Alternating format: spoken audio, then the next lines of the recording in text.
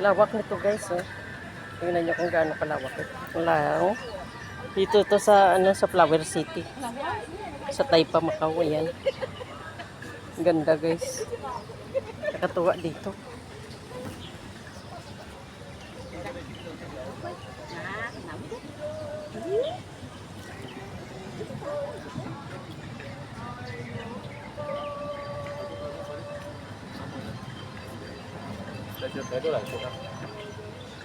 Yung pagong at saka isda nag-agawa ng pagkain pero walang laban ang pagong na yan.